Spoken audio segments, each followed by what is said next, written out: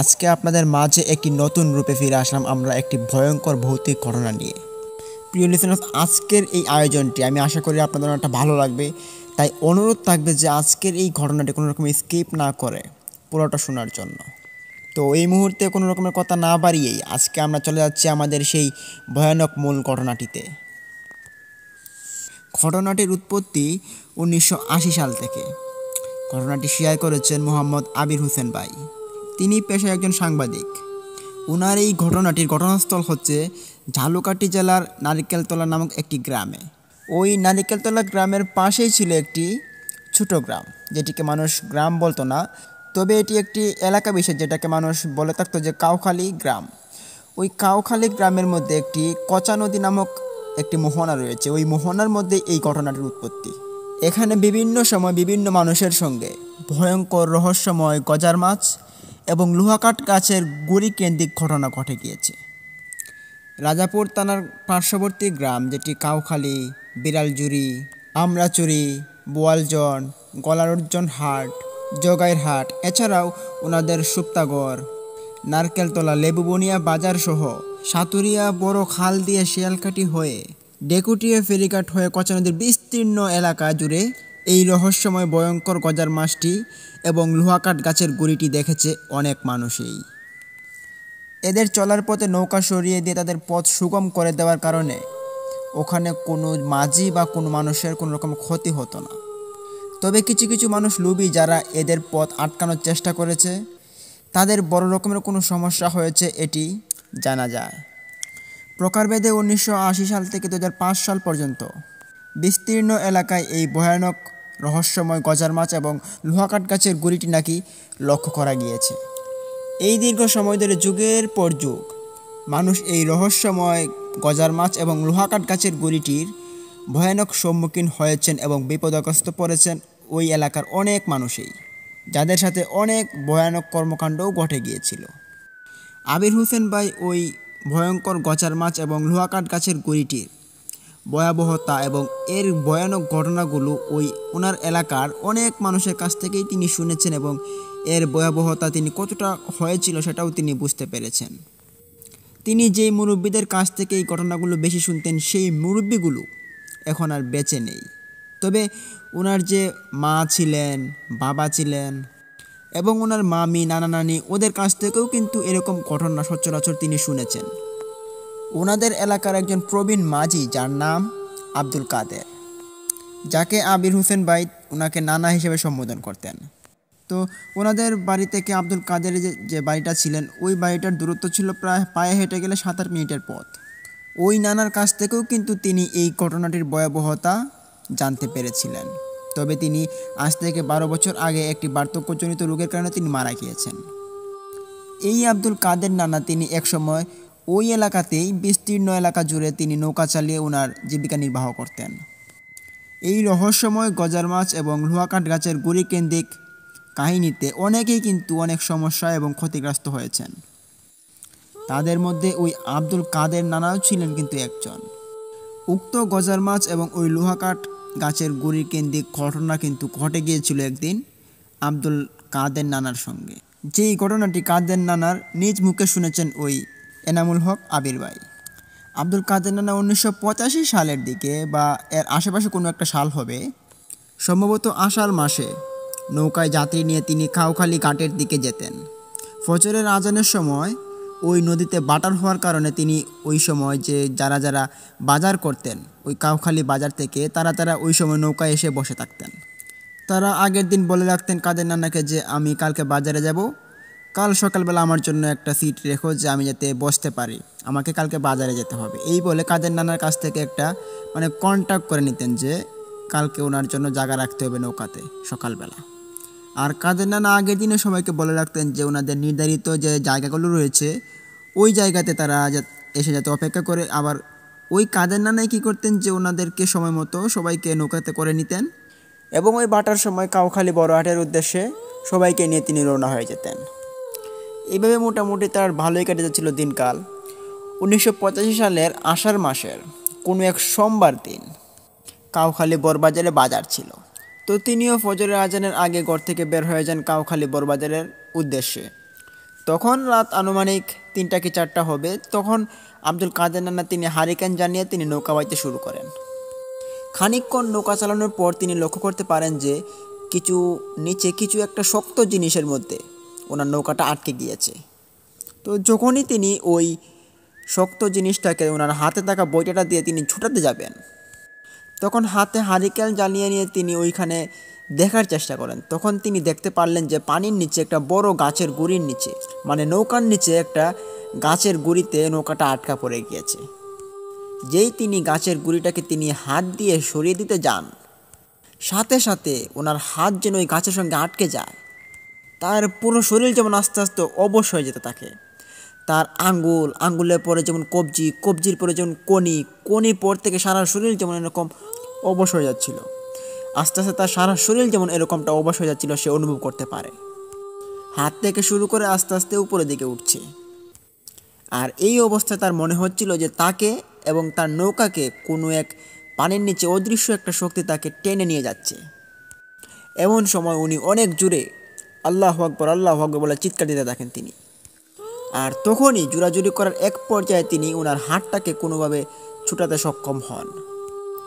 এ যাত্রায় তিনি বেঁচে যান, তবে ওনার সারা শরীর জড় বস্তুর মতো তিনি কয়েক মিনিটের মতো তিনি ওই নৌকার মধ্যে পড়েছিলেন।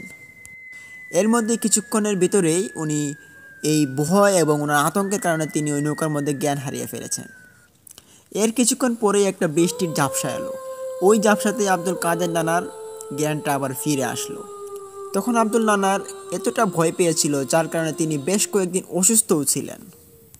এর পরবর্তীতে ওনাকে নানান রকমের চিকিৎসা করা হয়। কিছুদিন পর উনি সুস্থ এবং স্বাভাবিক হয়ে যান। আব্দুল কাদের নানার ভাষ্যমতে উনি গজার মাছ দুটোর বিষয়ে বলেছেন যে এই মাছ দুটোকে নাকি তিনি একাধিকবার আরও কয়েকবার দেখেছেন। কাউখালী বাজারের বড় নদীর মোহনা সহ এলাকার বিভিন্ন জায়গাতেই তিনি এই মাছটিকে দেখেছেন।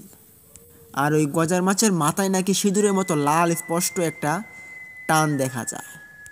মাছ দুটি পানির উপর দিয়ে বেশি যেত এবং একাধিক কোনো লোকের যদি টের পেত তাহলে কিন্তু ওই মাছগুলোকে আর দেখা যেত না।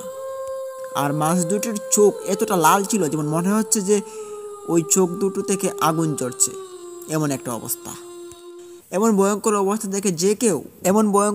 দেখে যে কেউ অজ্ঞান হয়ে যেতে বাধ্য, এমনটি বলেছিলেন ওই আব্দুল কাদের নানা।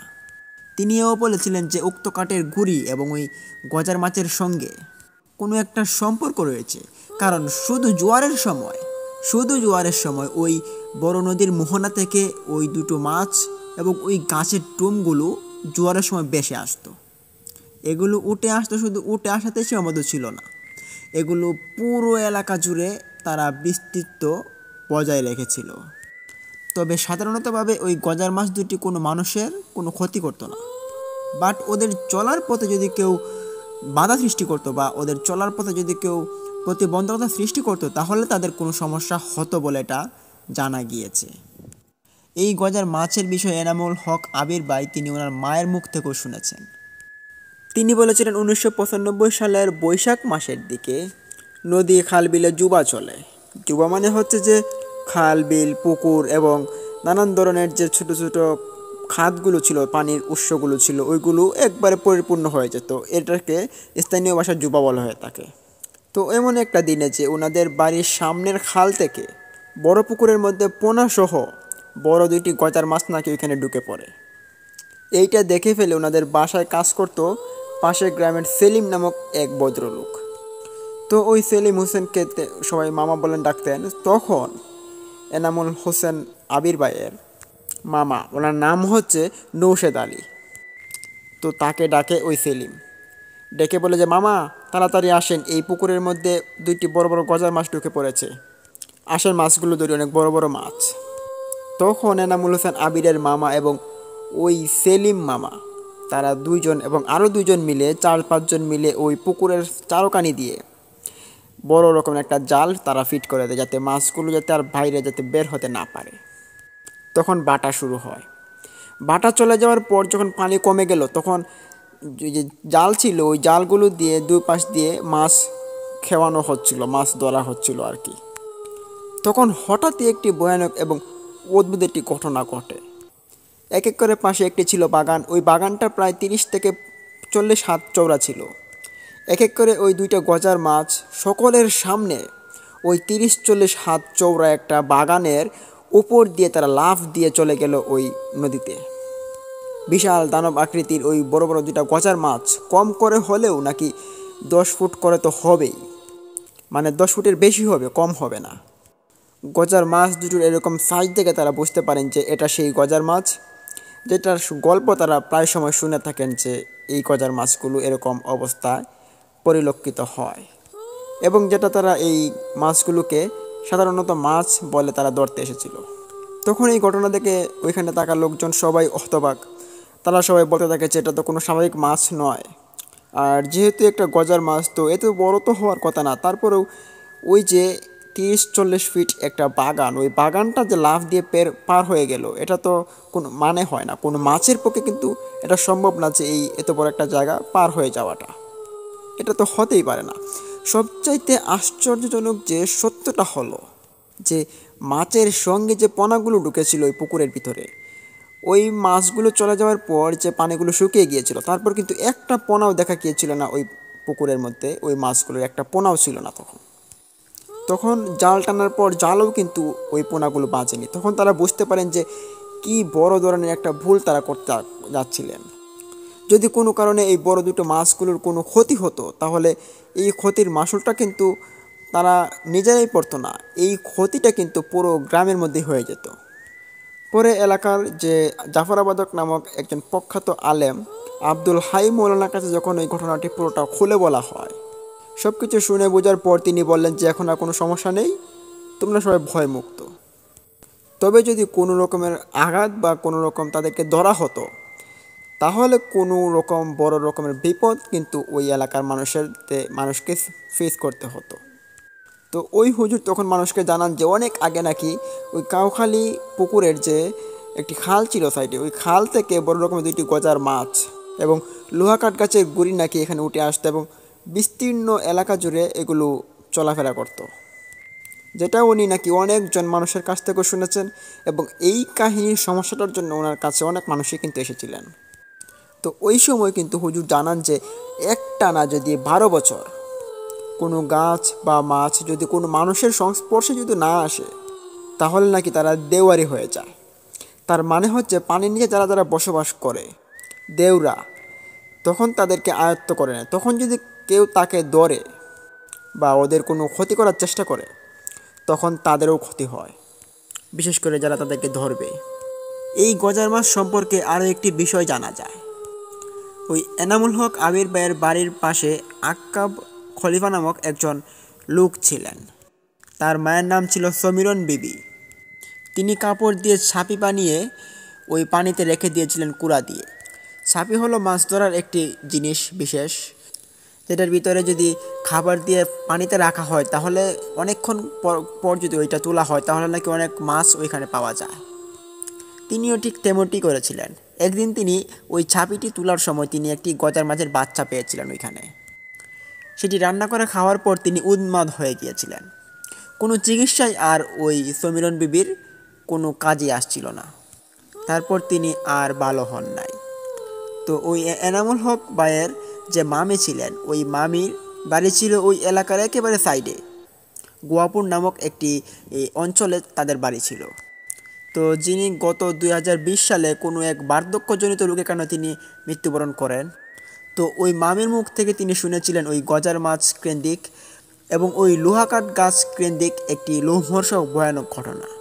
মামির কাছে জানতে চাইলে তিনি বলেন যে 1988 সালের মাঝামাঝি দশকের মধ্যে বৈশাখ মাসে ওই মামির মামা, ওনার নাম হচ্ছে আলহাজ হামির মামা, তখন ওনার বয়স ছিল প্রায় 70 এমন।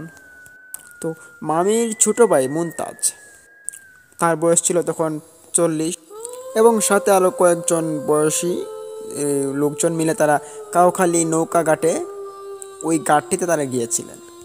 ওই কাউখালী হাট বাজারটি হচ্ছে জালুকাঠি জেলাটির ভিতরে সবচেয়ে বৃহৎ একটি হাট বাজার। এমন কিছু নেই যা এই হাটে পাওয়া যায় না। যাই হোক, মামির মামা আলহাজ আব্দুল হামির তিনি তখন চিন্তা করলেন যে যেহেতু রাত্রিবেলা মানে ফজরের আজানের আগের দিকে নদীতে বাটা ওঠে, এই কারণে তিনি ভাবলেন যে রাত্রিবেলা তারা 3-4 জন মিলে ওইখানে বসে থাকবে এবং যখন বাটা উঠবে তখনই তারা নৌকা নিয়ে টান দিবে ওই বাজারের উদ্দেশ্যে। তো যেই কথা সেই কাজ, ওই দিন রাত্রিবেলা 4 জন তারা রেডি হন ওই বাজারে যাওয়ার জন্য। রাত তখন মধ্যরাত হয়ে গিয়েছে। তো ওই দিন একটি অনাকাঙ্ক্ষিত একটি ঘটনা ঘটে, যেটি হচ্ছে তারা যখন যাচ্ছিল বাজারের দিকে তখন তারা একটা খালের পাশ দিয়ে যেতে হচ্ছিল। ওই খালটার পরে কিন্তু ওই যে বিশাল আকৃতির একটা গাং রয়েছে নদী, ওই নদীটা কিন্তু ওই খালের পরেই। তো ওই খাল বেয়ে তারা যাচ্ছিলেন হঠাৎই এক সময় আব্দুর হামিদ চাচা তিনি দেখতে পারলেন যে ওনার পিছনে কিছু একটা শব্দ হলো। তবে এখানে হামিদ চাচা ছিলেন সবার পিছনে এবং সামনে ছিলেন বাকি যে 3 জন, ওই 3 জন ছিল সামনে। পিছনে হামিদ চাচা তাকাতে তিনি ওই আওয়াজটুকু শুনতে পান। তিনি একটু দাঁড়ালেন, দাঁড়িয়ে তিনি পিছন থেকে ঘুরে তাকানোর পরে তিনি দেখতে পান যে ওই পানির মধ্যে কেউ একজন হাবুডুবু খাচ্ছে। এটা তিনি চোখে দেখতে পারেন। দেখার পর তিনি ভাবলেন যে এটা আমি একটু নিজ চোখে দেখে নেই। তখন 4 জনের হাতে 4টা হারিকেন ছিল। ওই আব্দুল হামিদ চাচা তিনি হারিকেনটা নিয়ে পিছিয়ে চলে আসেন, যার কারণে সামনের 3 জন আর বুঝতে পারেনি যে আব্দুল হামিদ চাচা ওনাদের সাথে নেই। তখন তিনি ওই হাবুডুবু খাওয়া ওই যে মাছগুলোর সাথে আসার পরই তিনি দেখতে পান যে ওগুলো কোনো মানুষ নয়, ওগুলো 2টা মাছ। তবে মাছগুলো এত বিশাল আকৃতির মাছ যেগুলো তিনি জীবনের প্রথম দেখতে চলেছেন। এবং অবাক করা বিষয় ছিল আরও একটি গাছের টোম ছিল ওইখানে, যেটা গাছের একটা গুড়ি, ওই গুড়িটা ওই মাছগুলোর পাশে ছিল। তিনি তখন ভাবেন যে কী ব্যাপার, এত পুরনো একটা গাছের গুড়ি এবং এই বড় বড় 2টা মাছ এভাবে পানির মধ্যে লাফাচ্ছে কেন, তাদের কি হয়েছে? তখন আব্দুল হামিদ চাচা তিনি এই বিষয়টাতে তিনি একটু জ্ঞান লাভ থাকার কারণে তিনি বুঝতে পারলেন যে এটা হতে পারে কোনো অবয়ব বা কোনো পানির থাকা কোনো দেও হতে পারে। কেননা পানিতে দেও আছে, এটা কিন্তু সত্যি। তিনি দেও ভেবে ওইটাকে আর ধরতে যান না। তিনি ভাবেন যে যদি সামনের 3টাকে ডাক দিই তাহলে কিন্তু ওই মাছগুলোকে তারা ধরতে চাইবে। তখন তিনি ভাবলেন যে না, তাদেরকে ডাক দিতে হবে না, আমি চলে যাই এখান থেকে। যেই না তিনি এখান থেকে উঠেন তখনই তিনি ওই পিছন দিক থেকে যে শব্দটা আসছিল ওইটা আরও বেড়ে যায়। উনি আবারও পিছন দিক থেকে তাকানোর পর যিনি দেখতে পান যে ওটা 2টা মাছের চোখ থেকে আগুন বেবে পড়ছে এবং ওই গাছের টুমের মধ্যে কেউ একজন বসে আছে।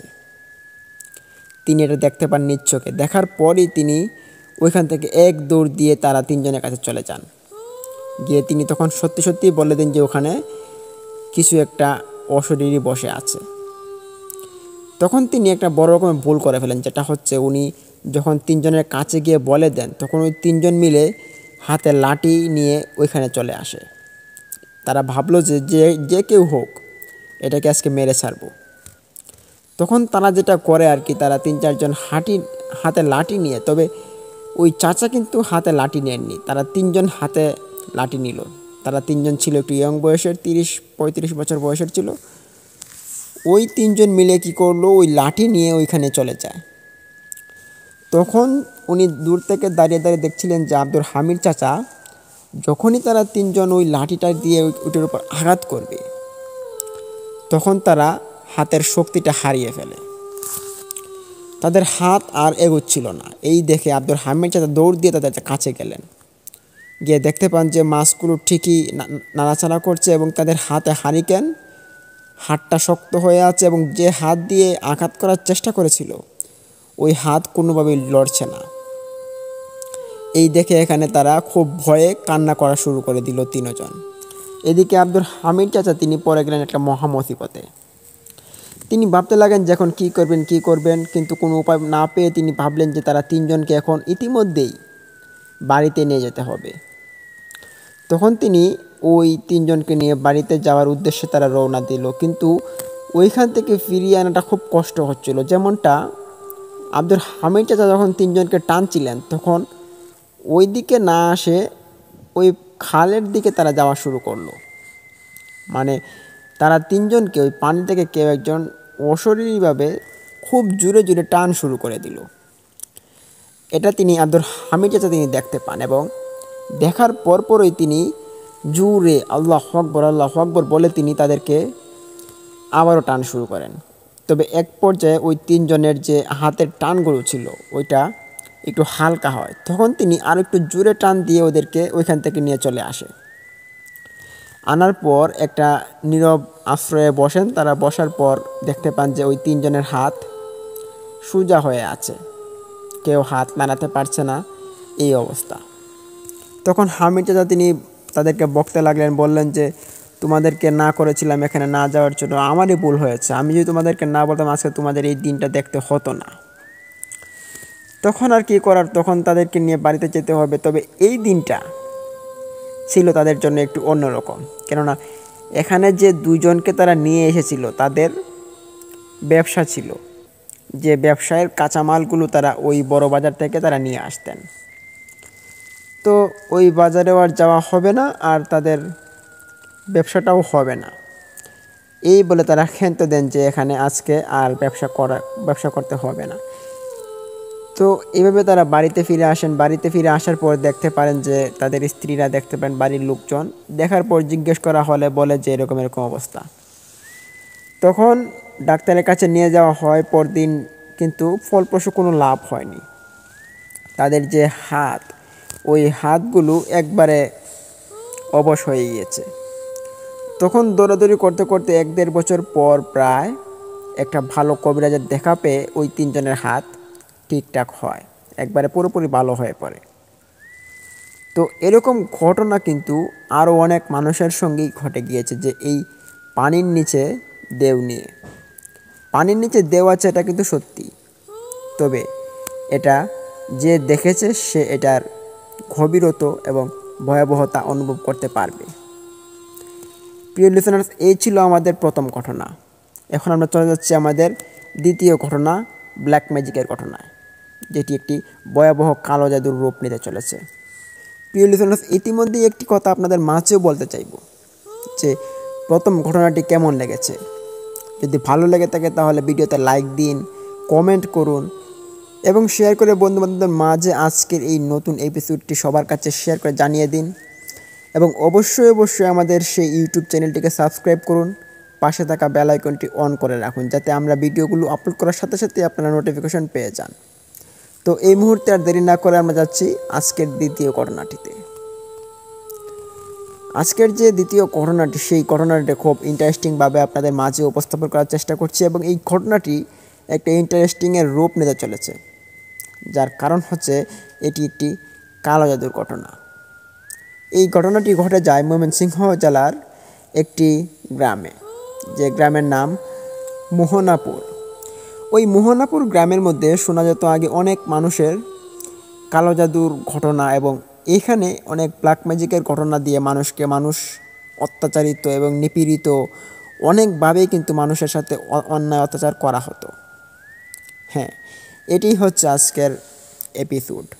প্রিয় লিসেনার্স, এই যে কালো জাদুর ঘটনা, আপনারা যারা এই বিষয়ে জানেন বা বুঝেন তারাই কিন্তু এর ভয়াবহতা এবং গভীরতা টের পাবেন। ঘটনাটির সময়কাল আজ থেকে অনেক দিন আগের ঘটনা, এটি প্রায় 2008 সালের ঘটনা। উক্ত ঘটনাটি শেয়ার করেছেন অমিত ভাই। ওনার ভাষ্যমতে এই ঘটনাটি ঘটে যায় ওনার এলাকার এক প্রতিবেশীর সাথে, যে প্রতিবেশীর বাড়িতে ওনারা কয়েকদিন পরপরই বেড়াতে যেত। বিশেষ করে যখন বড়ইয়ের সিজন আসতো, তখন বড়ই খাওয়ার জন্য ওই বাড়িতে মানুষ প্রচুর ভিড় করত। এই বাড়িতে 4-5টা বড়ইয়ের গাছ ছিল, যেগুলোর মধ্যে খুব মিষ্টি মিষ্টি বড়ই হতো। কেউ কেউ কিনে অথবা কেউ ওনাকে বলে বড়ই পেরে নিয়ে আসতো। তখনকারই সময় এটা। ওনার 2টা মেয়ে ছিল এবং অনেক সম্পত্তি ছিল, যার কারণে ওনার যে মেয়েগুলো ছিল ওইগুলোকে বিয়ে করার জন্য অনেক খান থেকেই পাত্ররা আসতো, সম্বন্ধ আসতো, তবে তারা রিজেক্ট করে দিত, কেননা বর পছন্দ হয় না, এটা হয় না, ওটা হয় না, মিলে না, যোগ্যতা হয় না, এরকম আর কি। তখন এমনই অবস্থা চলতে থাকে ওনার বড় মেয়ের সাথে। ওনার বড় মেয়ে প্রায় তখন অনেক বড় হয়ে গিয়েছিল, তার বয়স প্রায় 17 বছর কি 18 বছর হয়ে গিয়েছে। এমত অবস্থায় ওই গ্রামের শেষ কিনারায় একটা বাড়ি ছিল। ওই বাড়িটার মধ্যে একটা সম্ভ্রান্ত পরিবারের একজন লোক ছিলেন। ওনার একটাই ছেলে ছিলেন, তবে ছেলেটা বেশি ভালো ছিল না, উল্টাপাল্টা নেশাপানি করতো। ওই ছেলেটাই বিয়ের জন্য আর কি ওই বাড়িতে আসেন। তবে এখানে আমি একটা কথা আপনাদের মাঝে বলতে চাচ্ছি যে যার সঙ্গে ঘটনাটি ঘটে গিয়েছে ওনার নামটা আমি আপনাদের কাছে বলতে পারছি না, তার জন্য আন্তরিকভাবে দুঃখিত। এর কারণ হচ্ছে যার সাথে ঘটনাটি ঘটে গিয়েছে তিনি ওনার নাম বলতে নিষেধ করেছেন। যেহেতু নামটা বললে ওনার নামটা ছোট হয়ে যাবে, তার কারণে নামটা আমি বলছি না। তো যাই হোক, ওই যে বিয়ের কথাটা আসছিল, তখন ওই বিয়ের সম্বন্ধ ওই ছেলের বাবা নিয়ে আসে ওই বাড়িতে। তখন সময়টা ছিল বৈশাখ মাস। ওই বৈশাখ মাসে তখন ওই দুইটা মেয়ের বাবা কাজ শেষ করে তিনি বাড়িতে আসেন প্রায় দুপুরবেলা। ওই দুপুরবেলা খাওয়ার জন্য যখন বাড়িতে আসার পরেই তিনি দেখতে পান বাড়িতে 4-5 জন মেহমান। কী ব্যাপার, মেহমান কেন বাড়িতে? তখন ওনার স্ত্রী বললেন যে ওনারা সম্বন্ধ নিয়ে এসেছেন আমাদের প্রিয়ার ব্যাপারে। তখন বলেন যে সম্বন্ধ নিয়ে এসেছে ভালো কথা, বাড়ি কোথায় ওদের, আমি তো দেখিনি এখনও। তখন তিনি ঘরে ঢুকেই দেখতে পারেন যে ওনার এলাকার শেষ কিনারের হাফিজউদ্দিন নামক একজন ব্যক্তি। দেখতে পেরে সালাম দিল। সালামের উত্তর দেওয়ার পর জিজ্ঞেস করা হলো যে আপনি এখানে কেন? তখন উত্তরে তিনি বললেন যে আপনার মেয়ের জন্য একটা সম্বন্ধ নিয়ে আসছি, মানে আমার ছেলের জন্য। তখন ওই লোকের এমন একটা মাথা অবস্থা ছিল যে উনি এখন কাজ করে এসেছে, ওনার মাথা ঠিক নেই এমনি, আর তাছাড়া তিনি এখন মেয়েকে বিয়ে দিবেন না, এটা হচ্ছে ওনার আসল কথা। তখন তিনি বাজেভাবে রিয়্যাক্ট করেন। তিনি বলেন যে যাও তো এখান থেকে, বললাম কোনো বিয়ে দেওয়া হবে না। একটু সম্পদ দেখলেই মানুষের যেমন জ্বলে ওঠে, মেয়েকে বিয়ে করানোর জন্য এখান থেকে সম্বন্ধ, এসব আর ভালো লাগে না। এই বলে তিনি অনেক খারাপ ব্যবহার করেন ওই লোকটার সঙ্গে। তখন ওই লোকটা, ওই সম্বোধন নিয়ে আসা লোকটা, তার স্ত্রী, তার ছেলে, এই যে খারাপ ব্যবহারটা তারা শুনতে পায় এবং শুনতে পারার পর তারা মাথা নিচু করে ওইখান থেকে চলে যায়। তখন চলে যাওয়ার সময় ওই লোকটার বউটা বলেছিল, মানে মহিলাটা বলেছিল যে আপনি কিন্তু এই কাজটা একদম ঠিক করেননি, আমাদের মতো মানুষকে এভাবে বকাঝকা করে এবং আপনার এই মাসুলটা দিতেই হবে। তখন এই বলে তারা তিনজন চলে যায়। তখন মেয়ের বাবা মেয়েকে বলছিল যে দেখ, তোদের এখনও বিয়ের বয়স ভালো করে হয়নি, আর তাছাড়া মানুষ যেভাবে আসছে সে মনে হচ্ছে যে তোদেরকে বিয়ে দিয়ে দিতেই হবে। তো ভালো পাত্র আমি খুঁজি, যদি পাই তাহলে বিয়ে দেব, তাছাড়া বিয়ে দেব না। তখন এই বলে তিনি খাওয়া দাওয়ার পর তিনি গেলেন ধান খেতে। ধান খেত কাজ করছেন। এমত অবস্থায় ওই বৈশাখ মাসটা শেষ হয়ে যায়। যখন তিনি ওই ধান খেতের যে ধানগুলো ছিল, খের ছিল, ওইগুলো সব যখন সংশোধন এবং সুরক্ষায় নিয়ে চলে যাওয়া হয়, তখন আর কোনো কাজ নেই, তখন উনি ফ্রি। কিন্তু তখনই উনি একটা সময় পরিলক্ষিত দেখতে পারেন, যে সময়টা ছিল যে ওনার যে পরিবারের যে আর্থিক অবস্থাটা এটা অসচ্ছল হয়ে আসতে থাকে এবং ওনার যে মেয়েগুলো ছিল ওইগুলো ছিল খুব ফুটফুটে, তবে তাদের চেহারা কেমন একটা বিকৃতি করছে, তাদের পরিবারের সকলের স্বাস্থ্য কমে যাচ্ছে, এটা তিনি দেখতে পারেন। দেখার পর তিনি ভাবেন যে কী ব্যাপার, এমন কেন হচ্ছে, এমন তো হওয়ার কথা না। তিনি হাসপাতালে যান, ওষুধ আনেন, সবগুলো কাজ ঠিকঠাক মতো করছেন, কিন্তু কোনো রকমের কাজই কোনোভাবে হচ্ছে না। তখন কত বনাজি ওষুধ এবং ডাক্তারের পরামর্শ নিয়ে ওষুধ খান, কিন্তু ফলপ্রসূ কোনো লাভ নেই। তিনি ঘুরতে এভাবে 1টি বছর চলে যায়। তখন ওনাদের মেয়ের যে অবস্থা হয়ে গিয়েছিল, শুকিয়ে কাঠ হয়ে গিয়েছিল। তবে খাওয়া দাওয়া ঠিকই চলছিল, কিন্তু কারো স্বাস্থ্য আর ঠিক হচ্ছিল না। তখন এই নিয়ে চাচাটা খুব মহা মুশকিলে পড়েন এবং ওনার কাজ করার ক্ষমতাটা ওনার কমে যাচ্ছিল। এমত অবস্থায় ওনার যে বোন ছিল, ওই মেয়েগুলোর যে ফুফু ছিল, তারা বাড়িতে আসে বেড়ানোর জন্য। তিনি দেখতে পান তার ভাই এবং ভাইস্তিরার অনেক খারাপ অবস্থা। জিজ্ঞেস করা হলে তারা কিছুই বলতে পারে না। তখন ওই ফুফুগুলো তারা তখন দুজন আসছিলেন। তারা এই বিষয়টাতে তারা খুব পারদর্শী ছিলেন যে যদি কোনো বান বা ব্ল্যাক ম্যাজিক কালো জাদু করা হয়ে থাকে তাহলে মানুষের এরকম পরিবর্তন হতে পারে, আকস্মিক পরিবর্তনটা। ওনারা বুঝতে পারেন যে ওনার ভাইয়ের সাথে কীরকম ঘটনা ঘটছে। তখন বাইকে এক সাইডে ডেকে নিলেন, নিয়ে বললেন যে কি ব্যাপার, তোর দুইটা মেয়ে এরকম শুকিয়ে যাচ্ছে কেন এবং পরিবারের একই হাল হচ্ছে তোর? উত্তরে বলে যে আমি জানি না তো, আমি কত ডাক্তারের কাছে যাচ্ছি তবু কোনো রকমের কাজ হচ্ছে না, কি করবো বুঝে পাচ্ছি না। তখন ফুফু দুইজন মিলে পরামর্শ দেন যে শোন, কোনো ডাক্তারের কাজ হবে না, কোনো মানুষেও কাজ হবে না, এটা খুব খারাপ একটা লক্ষণ হতে চলেছে। আচ্ছা তুই একটা কথা বলতো, তোর সঙ্গে কি কোনো রকমের খারাপ ঘটনা বা কারোর সাথে বেয়াদবি বা কারোর সঙ্গে ঝগড়াঝাটি এরকম হয়েছে কি? উত্তরে বললেন কই না তো, এরকম তো কোনো হয়নি আমার সঙ্গে কোনো ঘটনা। তখন বললেন যে ভালো করে মনে করে দেখ, তোর তো এখন বড় মেয়ে হয়েছে, বিয়ে দেওয়ার, এই বিয়েটি নিয়ে কোনো সমস্যা হয়েছে কি? তখন তিনি বরাবরের মতো বললেন যে বিয়ে নিয়ে তো কদিন পরে পরে একটু কথাবার্তা হয়, তবে কয়দিন আগে একজন আসছিল, তখন আমি কাজ করে আসছিলাম, বৈশাখ মাসের ধানগুলো ওইগুলো আর কি ফেলে দিয়ে আসছিলাম। খুব ক্লান্ত শরীর নিয়ে বাড়িতে আসার পর দেখি এখানে মেহমান এসে হাজির। তখন তাদের সঙ্গে একটু রিয়েক্ট করেছি বাজেভাবে। তখন ফুফুরা মানে ভাবছেন যে হতে পারে তারা কোনো রকমের কাণ্ডকলাপ ঘটিয়েছে, এরা না হোক অন্য কেউ কিন্তু হতেও পারে। যার কারণে এখন আমাদের যা করণীয়, আমাদের কোনো এক ভালো তান্ত্রিক কাছে যেতে হবে, যাওয়ার পর আমরা জানতে হবে যে এটা কেন হচ্ছে এবং কী এর করণীয়। তখন ওই বাইটি বলেন যে তান্ত্রিকের কথা তো আমার এখনও মনে হচ্ছিল না, ভাগ্য ভালো তোমরা মনে করেছ। এই বলে তারা তারা তাদের যে পরিবারের দুজন মেয়ে, তারপর ভাই এবং বোন, তারা 4 জন এবং 2 জন ফুফু, 6 জন মিলে একটা তান্ত্রিকের উদ্দেশ্যে তারা বাড়ি থেকে রওনা দেন পরদিন সকালবেলা। তান্ত্রিকের বাড়ি ছিল অনেকটা দূরে, যেতে যেতে প্রায় বিকেল হয়ে গিয়েছিল। তান্ত্রিকের কাছে যাওয়ার পর তারা তান্ত্রিকের পাশে গিয়ে বসেন। বসার পর তান্ত্রিক তখন একটা ধ্যানে ছিলেন। তান্ত্রিকের ধ্যান ভেঙে যায় তারা বসার পরেই, কিন্তু তান্ত্রিক জিজ্ঞেস করেন যে কী ব্যাপার, কী হয়েছে, তোমরা এই অসময়ে কেন? তখন ওইখানে একজন ফুফু তিনি সব ঘটনা খুলে বললেন যে এরকম এরকম অবস্থা, এখন আমাদের কি করণীয়। তখন ওই তান্ত্রিক বললেন যে হ্যাঁ দেখতেই তো পারছি তারা সবাই শুকিয়ে কাঠ হয়ে গিয়েছে, আচ্ছা দেখি তো তোমাদের এদিকে একটু তাকাও।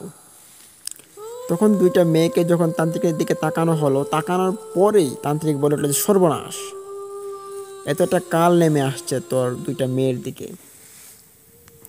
এই কথা শুনে তারা সবাই হিউড়ে উঠল, বলল যে কী ব্যাপার, কেন, কি হচ্ছে? তান্ত্রিক তখন বলে ওঠে যে তোর পরিবারের সকলকে বান মারা হয়েছে। হায় হায়, সর্বনাশী ব্যাপার, কে করলো এটা? তান্ত্রিক তখন বলল যে কে করেছে এটা তো বলা মুশকিল, তবে খুব বড় একটা বান মারা হয়েছে। আর এসেছিস যখন ভালো সময় এসেছিস, আমি এখন কিছু একটা করতেও পারি, তবে এটা যে করেছে এটা কিন্তু খুব খারাপ একটা বান মেরেছে, যেটা মানুষ মারা যাওয়ার পর কবরস্থান থেকে লাশের যে একটা অংশ বিশেষ থাকে কাফনের, ওইটা দিয়ে করা হয়, যেটা খুব মারাত্মক হয়ে থাকে।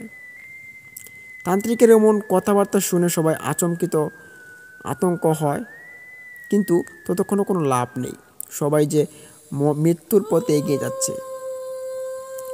তখন তান্ত্রিক বলে যে তোমরা সবাই এখানে বসো, আমি একটু ভিতর থেকে আসছি। তখন তান্ত্রিক মশাই তিনি ভিতরে গেলেন, গিয়ে 4টা তাবিজ নিয়ে আসলেন। ওই তাবিজগুলো তখনই ও 4 জনের হাতে পরিয়ে দেন। দেওয়ার পর বললেন যে এই তাবিজগুলো কোনোদিন খুলবা না, তবে এখন আরও কাজ আছে বাকি, যেগুলো করার পর তোমরা এখন একটু ওই বানটা কাটতে পারে। তান্ত্রিক যজ্ঞে বসলেন। যজ্ঞে বসার পর তিনি বললেন যে মানে কিছুক্ষণ আর কি, কিছুক্ষণের জন্য যজ্ঞে বসলেন। বসার পর তিনি বললেন যে না, এখন হচ্ছে না, রাত্রিবেলা করতে হবে। এখন আমি যে জিনগুলোকে ডাকছি ওই জিনগুলো আসছে না, জিনগুলো রাত্রিবেলা আসবে, রাত্রিবেলা তোমরা এসো। তখন কি ব্যাপার, এত দূরের একটা রাস্তা যেখানে যেতে যেতে লাগে প্রায় 5-6 ঘন্টা, খুব ভিতরে রাস্তা ছিল, আবার ওইখানে নদী পার হয়ে যেতে হয়। তখন বলল যে কী ব্যাপার, আপনি কি বলছেন, আমরা যদি এখন বাড়িতে চলে যাই তাহলে তো আমরা ফিরতে ফিরতে মানে রাত্রি মধ্যরাতে আমরা আসতে পারবো না। তো তখন ওই তান্ত্রিক বলল যে তাহলে আমার এখানে থাকো তোমরা, আর রাত্রিবেলা তোমাদেরকে আমি দেখবো কি করা যায়। এই বলে তাদেরকে রাখানোর পর ওই তান্ত্রিক তার ঘরে যজ্ঞে বসে এবং তারা বাইরে একটা গেস্টের রুম ছিল, ওই রুমের মধ্যে তারা বসে থাকে। বসতে বসতে বসতে প্রায় 12টা বেজে গিয়েছে। 12টার সময় যখন তান্ত্রিকের কাছে যাওয়া হয়, গিয়ে বলে যে এখন না, আর একটু পরে। পরে পরে করতে করতে রাত যখন 3টা বেজে যায়, ওই 3টার সময় ঘটায় একটি ভয়াবহ কাহিনী। রাত তখন 3টা, তান্ত্রিক তখন ঘর থেকে বেরিয়ে আসে। আসার পর দেখতে পারে যে তারা সবাই ঘুমাচ্ছে।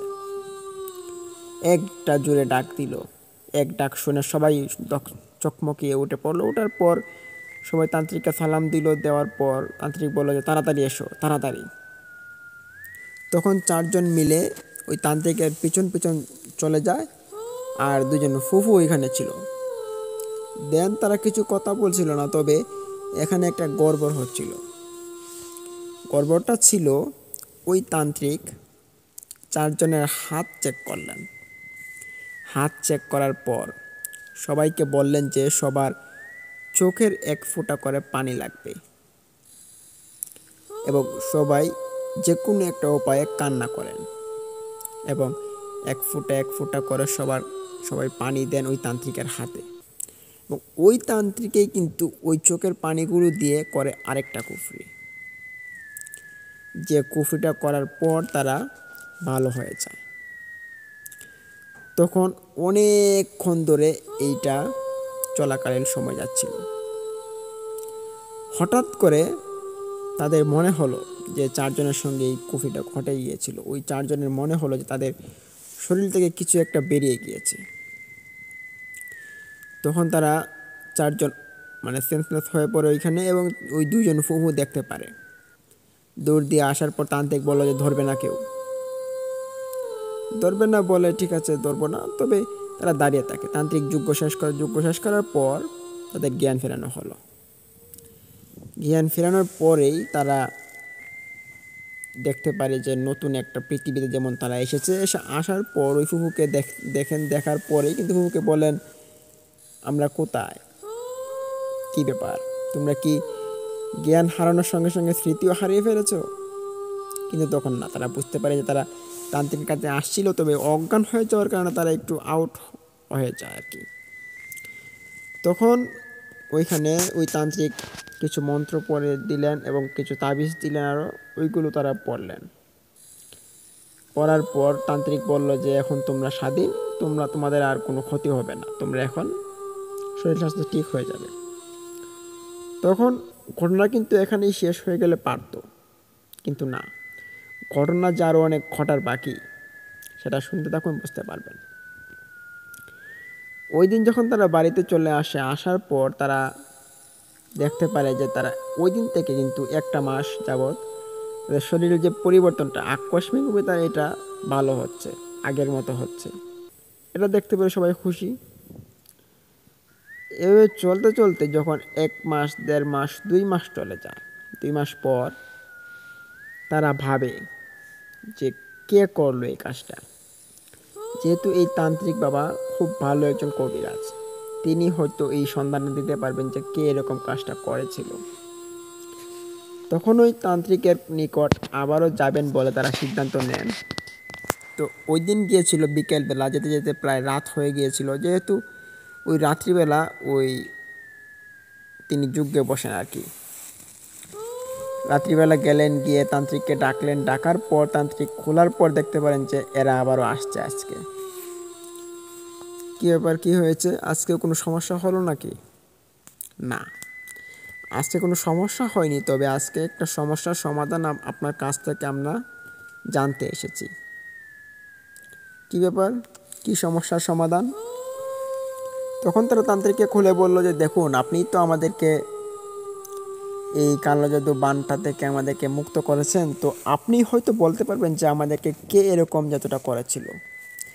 আমরা তাকে শাস্তি দিতে চাই, আমাদেরকে কম ভুগিয়েছে নিয়েছে। তখন তান্ত্রিক বলে যে হ্যাঁ, এটা করতে পারো, তবে এটা করার পর কিন্তু তোমরা তার উপর কোনো ক্ষতি করতে পারবে না। তবে আমি কিন্তু কোনো রকম ক্ষতির কাজ করি না, মানুষকে উপকার করার জন্য উপকার করি আর কি। তখন বলা ঠিক আছে, আমরা তাদেরকে পুলিশে দেব, যাতে করে তারা এরকম কাজ আর দ্বিতীয়বার কোনো মানুষের সাথে না করে।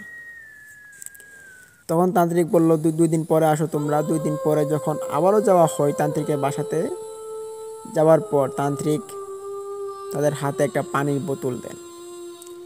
ওই বোতলের ভিতরে ছিল একটা পোকা, তবে এটা পোকা বলা যাবে না, এটা এমন একটা পোকা ছিল যেটা ওই তান্ত্রিকের হাতে গড়া পোকা। এই পোকার রহস্যটা কিন্তু তান্ত্রিক ওদেরকে বলেনি, তবে এটা বলেছে যে কালকে এই পোকাটা অদৃশ্য হয়ে যাবে। এটা কি আসলেই কোনো পোকা ছিল? আচ্ছা যাই হোক, এই পোকাটার আগে তিনি বলেছেন যে এই পোকাটা তোমার বাড়ি থেকে ছাড়বা, ছাড়ার পর যার বাড়িতে গিয়ে এই পোকাটা চুম্বন ফেলবে সেই বাড়িটা থেকেই তোমাদেরকে কুফরি করা হয়েছে। তখনই ওই পোকাটাকে সকালবেলা ছাড়া হয়। পিছনে 2জন মিলে ফলো করছে পোকাটা কোথায় যাচ্ছে। যেতে যেতে যেতে যেতে অনেক দূরে চলে যায় একটা পাহাড়ের ভিতরে। ওই পাহাড়ের ভিতরে একটা গুহা রয়েছে, ভয়ানক দেখাচ্ছিল সব পরিপাটি। ওই গুহার ভিতর যখন তারা প্রবেশ করার পরই তারা দেখতে পারে যে এখানে একটা বৃদ্ধ লোক বসে আছে, তান্ত্রিকের মতো দেখাচ্ছে তিনিও। গিয়া সালাম দেওয়ার পর তিনি জিজ্ঞেস করলেন যে কী ব্যাপার, কোনো কাজ করতে হবে? তখন তারা বললেন যে না, কোনো কাজ করতে হবে না, তবে আপনি তো আমাদের খুব সর্বনাশটা করে ফেলেছেন। বলুন, 1-1.5-2 মাস আগে কেউ কি আপনার কাছে এসেছিল এরকম একটা বান মারার বিষয়ে? তখন প্রথমত ওই কবিরাজটি বলে না, সে চেপে যায় কথা। সে বলে না না, কে আসবে আমার কাছে, কেউ আসেনি। তখন ওই কবিরাজের মুখ থেকে কথা বের করার জন্য তারা একটু অন্য রকমের একটা সিস্টেম উপলব্ধি করে, যেটা হচ্ছে তারা ওই পুলিশের ভয় দেখায় এবং তাদের হাতে করে একটা কাগজ নিয়ে গিয়েছিল এবং ওই কাগজটার মধ্যে তারা একটা বানিয়ে একটা চিঠি বলেছিল, যেটা শোনার পরই তান্ত্রিকটি ভয় পায়। ভয় পেয়ে সে সব ঘটনা খুলে বলে দেয়। সে বলল যে পাশের গ্রামের এক যুবক এবং তার বাবা মাকে নিয়ে আসছিল এবং বলেছিল যে অমুক জায়গার এদেরকে ধ্বংস করতে হবে। তখন আমি তাদেরকে বলি যে একটা লাশ, যে লাশটা গত বছর পূর্ণিমার রাতে মারা গিয়েছে এবং এই পূর্ণিমার রাতে ওই লাশটার শরীর থেকে একটা কাপড়ের এক টুকরা কাপড় নিয়ে আসতে হবে এবং এটা দিয়ে আমি কুফরি করব। তখন তারাও এক টুকরা কাপড় নিয়ে আসলো এবং আমি কুফরি করি। এই কুফরির প্রভাবে মানুষ 3 মাসের বেশি বাঁচতে পারে না, মানুষ মারা যায়। তখন তারা 4 জনের উপরে কুফরি করতে বলেছিল আমাকে। তখন আর তাদের বুঝতে বাকি রইল না যে তারা এই 4 জনের উপরে কুফরিটা করেছিল। তখন তান্ত্রিক মাফ চাইলো, বলল যে আমাকে মাফ করে দাও, আমার ভুল হয়ে গিয়েছে। তখন তারা বলল যে আপনাকে না হয় মাফ করবো, তবে যারা এই কাজটি করেছে তাদেরকে আপনি ধরিয়ে দিন। তখন তাদের ঠিকানা বলে দেওয়া হয়, তাদেরকে গিয়ে ধরার পর তাদেরকে পুলিশে দেওয়া হয় একটা ভিত্তিহীন একটা অভিযোগের কারণে, এবং এটা সত্যতা প্রমাণিত হয়ে তারা আসামি হিসেবে সাব্যস্ত হন এবং এভাবেই এই ঘটনাটির সূত্রপাতটি শেষ হয় এবং তারাও সুখে শান্তিতে আবার জীবনটাকে গড়ে ওঠেন। এই ছিল আজকের দ্বিতীয় ঘটনা। এখন আমরা চলে যাব আমাদের সেই ভয়ানক তৃতীয় ঘটনাটিতে, যেটা আপনাদের অনেকটা ভালো লাগবে। আমি শুরু করছি।